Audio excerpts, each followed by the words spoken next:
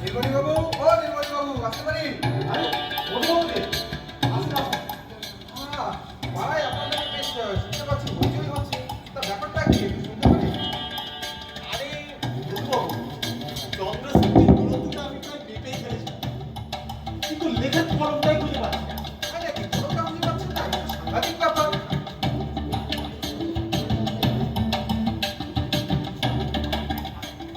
আরে ওইসব ছাড়ুন, কিন্তু কিন্তু কি? বলি আপনি কিছু জানেন? না, আমি তো এখনো জানতে পারিনি। তবে জানলে তো আপনাকে অবশ্যই জানাতাম। তবে খোঁজ নিয়ে দেখছি। এখন আসছে।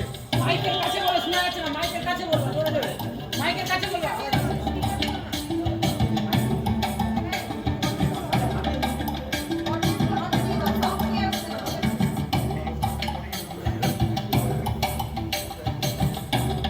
মামা, মামা, এই যে মামা, কি হচ্ছে বলো তো ব্যাপারটা?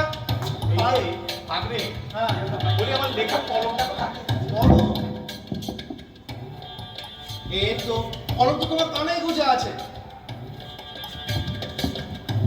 সারা জায়গায় তুমি খুঁজে বেড়াচ্ছ। ও কাকু থাকা, যে কলমটা খুঁজে পাচ্ছি না সেই কলমটা খুঁজছি।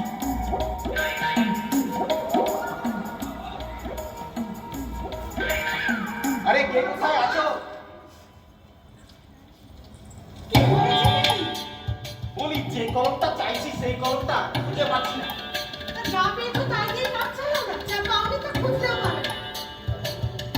তো কলম খুঁজে পাবো না কেন শুনি? এমনি কি কলমটা উদাও হয়ে যাবে? কলমের কি নিজের হাত পা আছে যে স্বেচ্ছায় কোথাও চলে যাবে? সুন্দর করে করবা। আমি নিশ্চিত আমার কলম হারিয়েছে, চুরি গেছে। অন্তত সেই কলম পাওয়া যেতে পারে ওই কুকুরদের দোকানে। তাহলে নির্ঘাত সে কলম চুরি গেছে। তোমার সব জিনিস তো চুরি গেছে, চোখে পাও না দেখতে? এই যে কলম, এই তারা শুধু লোককে অস্থির করে রেখেছে, আমাকেও কাজ করতে দাও। তো একটা কলম খুঁজে পাবো না কেন শুনি? বিনি পয়সায় মেলে না বলে যত সব কাজ করতে দাও। দেবো দেবো, টাকা দেবো। ওরে ভূতো, কোথায় আছিস?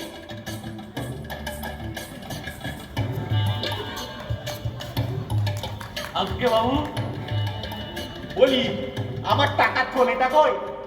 এটা তো আপনার জামার পকেটে ছিল।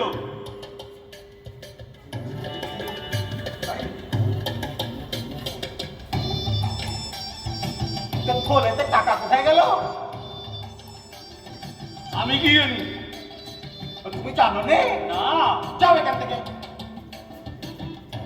থলে আছে টাকা নেই। এই কে কোথায় আছো? বাবাকে ডেকে পাঠাও।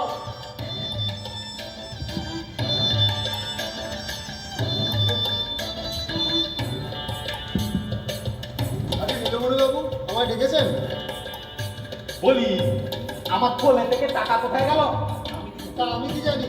ও জামা আমি কাটিনি বাবু। ও জামা তুমি কাটো নাই? আগে না, যাও। আগে আসুন।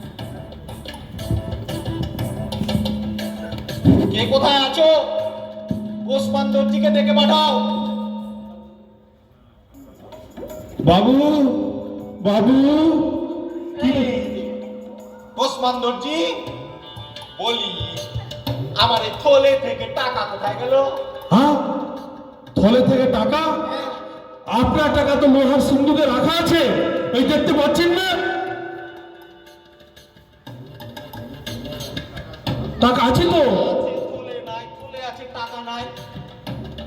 আপনিও কি বলছেন বাবু? নীলমণি বাবু, টাকা রাখা আছে আপনার লোহার সিন্ধুকে, তবুও একই প্রশ্ন বারবার করে যাচ্ছেন, টাকা কই, টাকা কই? ওই টাকা আপনার লোহার সিন্ধুকে। হয়েছেটা কি? হলো যাও, হয়েছেটা কি? বাড়িতে টাকা তুইছি গিন্নি, থলি থেকে টাকা চুরি গেছে। তা তুমি যে টাকাটা হাইরে আমার পোড়া কপাল, বাড়ি ভাড়া শোধ করলে 35 টাকা। তাই নাকি? বাড়িওয়ালা বাড়ি ভাড়ার জন্য নোটিশ পাঠিয়েছিল, তা তুমি তো সেখান থেকে শোধটা করে দিলে। সে কি কথা? আমি যে নিমচাঁদ বাবুর বাদুর বাগানের নিমচাঁদ বাবুর কাছ থেকে বাড়ি ভাড়া নিয়েছি। পাগল বাদুর বাগান, সে আবার কোন চুলোই? বসো বসো বসো, ভেবে দেখি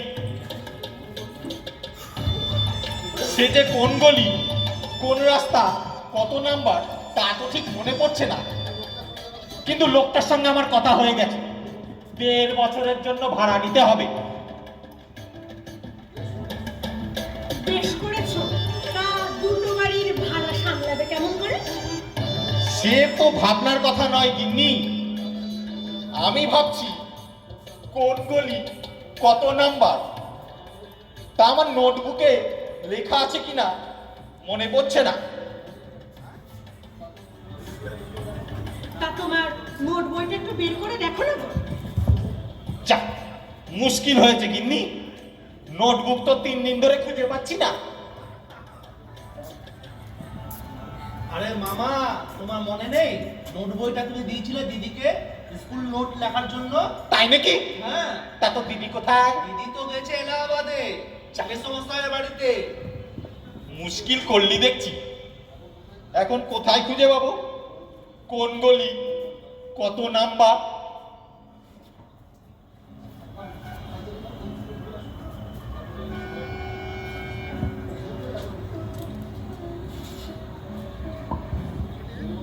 নীলমণি বাবু, ও নীলমণি বাবু বাড়িতে আছেন? তাকে আপনি আমি নিমচাঁদ হালদারের কেরানি, কি চাই? ওই বাদুর বাগানের বাড়ির ভাড়া চাইতে এসেছি। কোন বাগান? সেই যে 13 নম্বর শিবু সমাদ্দারের গলি। 13 নম্বর? হ্যাঁ হ্যাঁ, শিবু সমাদ্দারের গলি? তাই তো বলছি।